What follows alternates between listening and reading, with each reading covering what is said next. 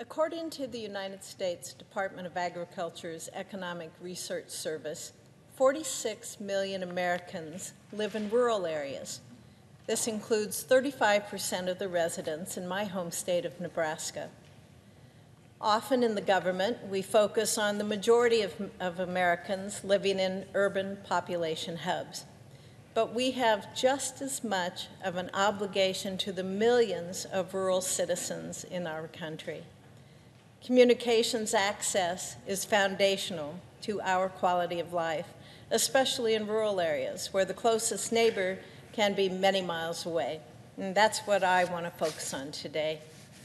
As a member of the Senate Commerce and Agriculture Committees, I have the privilege of regularly advancing communications policy that benefits all Americans, including those in rural areas. I've led multiple pieces of legislation to improve broadband mapping to benefit unserved rural areas, including the broadband funding map that the President signed into law as part of the bipartisan infrastructure package. It is vital that every last mile and acre of our country has access to reliable internet, whether for telehealth appointments or to make use of the more efficient agricultural technologies. But broadband isn't the only type of communication rural communities rely on, especially for households without internet service. They rely on television programming to keep updated about the world around them. The well-being of rural Americans and a robust media made up of diverse viewpoints, they're important to me, and they're important to Nebraskans throughout the state. And access to rural and agricultural programming, it benefits all Americans. Farmers and ranchers in Nebraska depend on this content for relevant news, information, and lifestyle programming. We're talking about everything from in-depth reports on weather patterns, agribusiness news and commodity market swings, Western sports, and a lot more. This programming delivers essential information to producers that directly impacts the way that they manage their operations and the way that they plan for the future. At the same time, Americans on the coast and in major urban and suburban areas, well, they also benefit from programming that helps them understand major issues affecting the country that originate in the heartland. And we both know, Madam President, that rural programming doesn't mean old reruns of Green Acres or the Beverly Hillbillies. Rural and agricultural programmers are in a unique position to educate the public on what it means to be a family farmer or a rancher, on how producers are some of the best stewards of our natural resources, and on what the future of agriculture and producing the food that we all need looks like.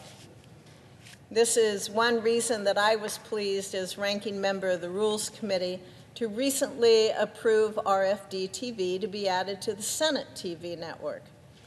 RFD-TV is one of the preeminent sources of rural news in the country. Networks like RFD-TV, they work hard to cover issues affecting the agricultural sector and rural communities. The senior senator from Minnesota and I, we approved its addition to the Senate TV network because that unique perspective and that expertise is a must-have here in Washington, where we all work on policies affecting rural America every single day. And it's not just TV programming that provides critical news and information to rural communities. Millions of Americans use AM radio to stay up to date on what's affecting them. In Nebraska, well, we have a long history of farm broadcasters who help farmers and ranchers thrive.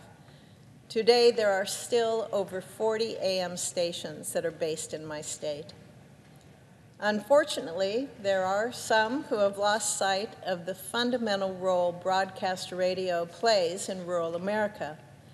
A number of automakers announced plans this year to remove AM broadcast radio access from some of their vehicles.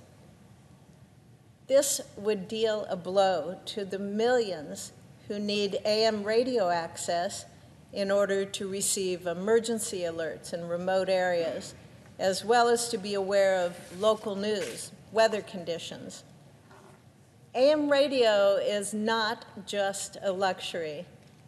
It is the backbone of our emergency alert system. It can be a question of life or death for people during natural disasters and severe storms. My colleagues and I, we are concerned about how this decision will affect the safety of Americans. And that's why we introduced a bicameral, bipartisan bill to preserve AM radio access, despite some automakers' efforts to get rid of it. Our bill, the AM for Every Vehicle Act, would direct the National Highway Traffic Safety Administration to issue a rule that would require all motor vehicles to have access to AM broadcast stations. The legislation, it is already having an impact. It recently spurred Ford Motor Company to reverse course and to restore access to AM radio in its upcoming car models. But passing our bill, that is the only way to prevent other lawmakers from abandoning AM radio. And it is against the best interest of the millions of people in rural areas where wireless warnings, well, they can be difficult to impossible to receive. The American people who travel to work and school on rural roads each day are relying on us to ensure that they don't lose access to local news, weather, emergency alerts, and public safety announcements from AM radio. As members of the United States Senate, we represent millions of people in rural communities across the country. We cannot let rural voices be set aside while we prioritize other issues. Let's continue to appreciate rural TV and radio and advance legislation that supports the critical services that they provide. Thank you, Madam President. I yield the floor.